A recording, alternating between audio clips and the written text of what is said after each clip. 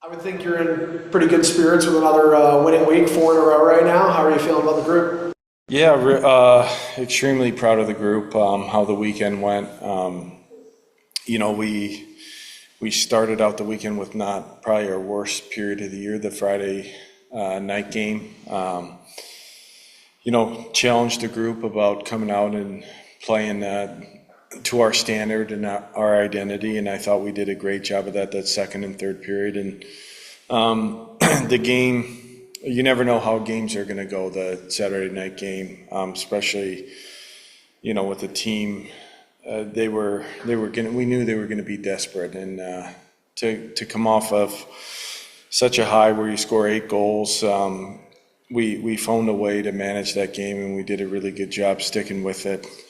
Sometimes you have to win games where you're not at your best, and we got into penalty trouble early, especially going down to 11 forward. Some guys don't get on the ice, and but I thought we stuck with it, and you have to win games in this league or in any league where you're not at your best, and it showed a lot about the group. You say to your team Friday night in the second intermission, because you guys come out guns blazing in the third. Stop turning over the puck. Really, it was as simple as that. We got away from, what's been working with us and gave them a lot of easy offense. And it's just, showing them the mental toughness to come back from that. And sometimes it's hard, you want easy offense and you want to be able to make plays, but there's a certain way you have to play and manage games. And playing on the road, team that hasn't won a game, and we didn't do a great job of that. I think we must have had 5, not just turnovers, just egregious plays. So they saw another side of me after the period, but really proud of the group for coming back and playing really good hockey after that. It's hard to score 4 goals in an AHL game to begin with, but you get 4 power play goals. I mean, we've been talking about this special team so much, but I mean, how awesome was it to see come to life? Yeah, great. I think it was a product of, they've been doing a lot of really good things, and I think it just comes full circle if you keep doing the right things over and over, and you're going to get rewarded. I do think we need to do a better job at entering the zone. I think when we get in the zone, we have a lot of really good looks. We're really dangerous, but I think looking at it now is probably the hockey gods or whatever you want to call it, rewarding us in one game for probably a lot of goals we should have scored earlier in the season. A couple of player-specific questions. Jack Rathbone, what do you think of this guy? He's done a really good job for us, especially away from the puck. He gets a lot of tough matchups. If you look at the D-core as a whole, Johnson, Rath, I think they're both +6, +7, getting really tough matchups. They're 5-on-5. They've been excellent. Penalty killing. He gets slotted in sometimes for power play minutes, but I think their play away from the puck, taking away time and space, playing the game. When they're playing the game fast, they're a top D pair for us when they're moving pucks quick, but their ability to skate and defend and their effort into when we don't have the puck, especially in our own zone. I think when you look up the zone time that we're giving up hasn't been much, and it's a credit to them. We're clean on breakouts, but also we're getting the puck back fast when we don't have it. Rathbone without the puck, but you mentioned the power play. Like, there's times where he has some deception to him. He can quarterback. How important is versatility to his game? Yeah, really important. I think there's areas, even in the power play, where he does a really good job with his deception, but it's finding the right time when to shoot, when there's a screen, when there's a guy in front of you, when to fake a shot, pull a guy, get his skates turned the other way to open up a flank. I think there's areas of his game on the power play where he could improve, and I think in his overall production, if you're good on the power play and you're getting those minutes, your point totals will obviously go up. But for me with him, it's been his you take away the goal and everything. He's a player that doesn't have to produce for him to be successful, for us to be a really good team. And then on Saturday night, what led into the decision to have Komarov go to the shootout? Just a gut feeling. I think he has I think he's a gamer, and I don't use that term lightly. I think, you look at his junior career, he's been on to Memorial Cups, he's played in big moments. He has big time poise, he's a winner, and, just in the shootout, it's always easy to Monday morning quarterback, but we made the right decision, and even on the attempt, you could see it when we called his name on the bench, just his ability to stay in the moment, and it was a really, really nice play. I mean, he looked like a forward in that. Came with speed, stopped, picked a corner. Even talking to him about the play, he's like, shoot, low glove. Those are hard to stop as a goalie. I think sometimes you overhandle puck. Ice is bad. It's just the best place is to shoot the puck. And he did a really good job, and obviously a huge moment of the game. He plays. Is his maturity beyond that of your average 20-year-old? Yeah, he's played really good hockey. It's hard to ask coming from the Quebec Major Junior League. It's not really known as a defensive league or a league. It's high scoring. There's a lot of skill.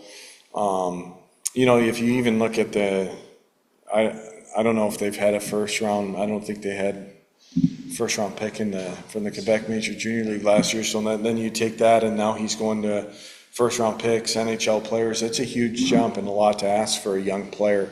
But he's done a really good job. He's really competitive. He has a really good hockey sense. He makes a lot of plays. I think sometimes he grips his stick a little. He wants the offense, but the offense will eventually come because of his natural instincts. But he's done a really good job for us. And he's a hyper competitive player, and he wants to win. And a lot to be said about a player who's played on a lot of winning hockey teams in junior hockey. He's been a part of a lot of winning. He understands what that looks like, and he's done a great job for us. For me is just talking about Cleveland since they're on deck. You've had some pretty that last one in Cleveland was pretty tough one to win. So what do you expect going into Wednesday? Yeah. You look at their last two games, they beat a Toronto team that was undefeated. They beat a Grand Rapids team that was, I think, 6-2 at a time. They're defending really well the last couple of games. It's going to be a hard environment to play in, and a really good test for our group to, have a little success, but just to put in perspective that you got to be, you got to turn the page, enjoy it, but be ready to go on Wednesday night. And they're going to come. They have really talented players, and it'll be a good test for our group. Noah, if you have any questions for Michael Leone, go ahead. Yeah, for sure. Tyson Kozak, coming back from a injury-riddled season, and now he's off to a 5-goal start in 8 games. How is this a credit to his mentality to almost, I guess, bounce back? Yeah, I think. I could sit up here and talk about him for 20 minutes, but he's a winning hockey player, and I think he's getting rewarded for playing the game the right way. The impact that he has with our group is second to none. He's who we want to be as a team. I think, he's still, even for myself, you look at him, he's a 3-year player, but he's still 21 years old. He's still a young player playing pro hockey, and I think he's earned a lot of confidence by the way he's playing. Even look at the goals that he scored. Every single goal is around the net front area, and I think for a player like him, that's really important to get to those areas and try to score goals. But sometimes I use him, and you'll see in the games, sometimes if a line's not going, I usually put Cozy there to get a lot of energy and bring life to that group, because he's a great forward checker. He's physical. He's really responsible in his own zone, and his impact on the team is why we've had a lot of success on this stretch we're on. Yeah, for sure. You kind of talked about, putting him on any line to, bring the energy. And, what have you seen from him, both at, Prospects Challenge and, with the Amerks this season that, gave you the confidence to put him on that top line?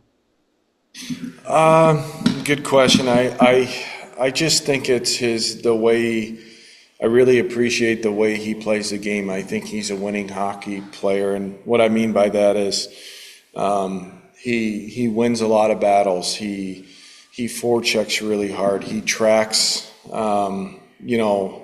like his life depends on it. Every shift is he plays it like his last, and as a coach, you play players you trust, and I really trust him. He's earned that trust, and he helps you win hockey games, and I think that's a credit to him, and how he plays the game, and yeah, he's a really important player for us. Yeah, for sure. And, playing along Isak and Consta, what about them allows him to play the way he's played? And, what about him kind of elevates that, those two? You're saying with Consta? Yeah, Consta and Isak.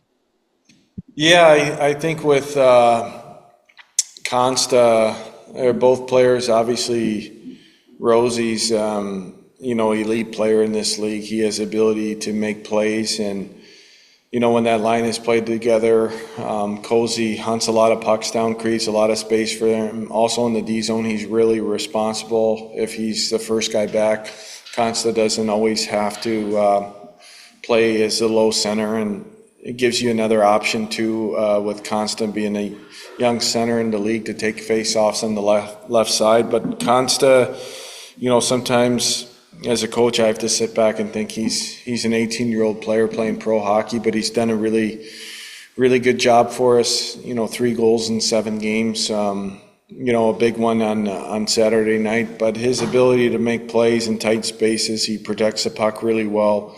It's continuing to work on his defensive awareness at the pro level. I know he's played pro in Finland, but just the margin for error and positioning, I think is things that he needs to continue to work on to, make himself down the road an NHL 200-foot center. But, when you look at the first 8 games, he's done a really nice job. Yeah, that's all I had. Thanks, Coach. I think maybe we should make mention of Sandstrom on Friday and Hauser on Saturday both played extremely well. Yeah, it was, like I said before, we believe in both guys. Sandy made a couple huge saves when you look at that game. We didn't give up a lot, but the saves he made when we gave up chances on our power play, the breakaway save, he had another breakaway save in the third period. He made the saves that he needed to make. He gave us a chance to win. He was confident. The one he gave up, he really on the 5-on-3 really had no chance on. But he did a great job. And then Hauser and Utica again. I think he's 8-1 there. He made a couple. When we got loose with our game and we gave up some opportunities in the third period, some 2-on-1s, the seam pass on Casey's 4-on-4 play where he got over and got a piece of it. I thought both guys did a great job and gave us a chance to win. And anytime you can only give up 3 goals in 2 games, you're going to win more often than not. And credit to them, they practice really hard. It's a good partnership, and hopefully keep it going.